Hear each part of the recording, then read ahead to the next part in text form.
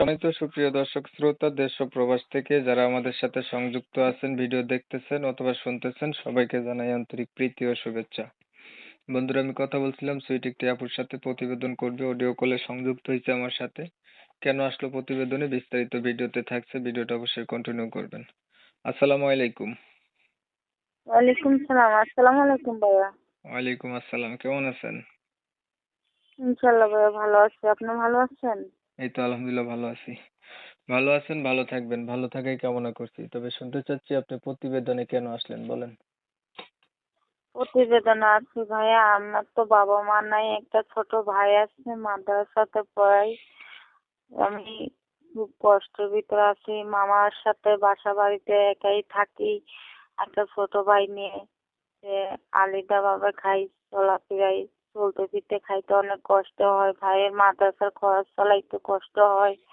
এটার ধরনের প্রতিবেদন আছে যাতে একটা ভালো মনের মানুষ পাই পাশে, যে জীবন সঙ্গী হিসেবে আমাকে পাশে রাখবে, হয়তো আমার দায়িত্ব নেবে, আমার কষ্ট সুখে দুঃখে আমার পাশে থাকবে। এই কারণেই আসছিলাম আর কি। পরিবারে আছে কে কে?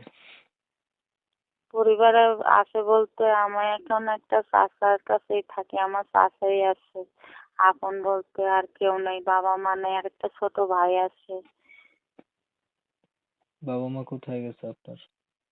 বাবা মা মারা গেছে। দুজন মারা গেছে। হ্যাঁ। আপনার বর্তমান বয়স কত চলে? আমার বর্তমান বয়স চলতেছে 18 বছর। আপনি কি আগে কখনো প্রতিবেদন করছিলেন? না, আমি কখনো প্রতিবেদনে আসি নাই, তবে লোকের মুখে শুনে আমি প্রতিবেদন আসছি, যে এরকম শুনছি অনেকেই এরকম প্রতিবেদন আসে, ভালো মনের মানুষ পাইছে, হয়তো সহযোগিতা পাইছে, পাশে একজন না একজন ভালো মানুষ জীবন সঙ্গী হিসেবে পাইছে, এই কারণেই আসছি। আপনার লেখাপড়া আছেন জানা? হ্যাঁ, 6 পর্যন্ত পড়ছি। আগে বিয়ে হয় নাই আপনার? না, আমার ভিডিও ফোন নাই। আমি যে বাড়িতে কাজ করি ওইখান থেকে একটা ফোন দিছিল, ওইটা দিয়ে আমি প্রতিবেদনে মানে আসি আর কি, একটা সিম নিয়ে। বলছে আপনার বিয়ে হয়েছে নি আগে? না, আমার বিয়ে হয় নাই।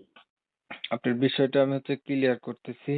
প্রিয় দর্শক শ্রোতা, শুনছিলেন আমি কথা বলছিলাম তবে বলে রাখা ভালো, ওনার পরিবারে আপন বলতে কেউ নাই, চাচার কাছে থাকে, মা বাবা কেউ নেই, ছোট ভাইকে নিয়ে। বয়স 18 বছর, এখনো বিয়ে হয় নাই। ক্লাস 6 পর্যন্ত লেখাপড়া আছে। এখন উনি চাচ্ছে ওনার সবকিছু জানার পরে কোনো একজন মানুষ ওনার পাশে থাকবে, ওনার দায়িত্ব নেবে। মনের সাথে মন যদি মিল খায় তাহলে বিয়ে শাদী করবে, এর জন্য উনি প্রতিবেদনে আসছে। ধরেন মানুষ একটা পাইলেন, বাট মানুষটার বয়স বেশি হলো, দেখতে কালো হলো, আগে বিয়ে করছে, এমন হইলো, তখন আপনি কি করবেন? যদি মনের সাথে মনের মিল থাকে, সে বয়স্ক হোক কিংবা সে বিবাহিত হোক, সাথে কোনো সমস্যা নাই।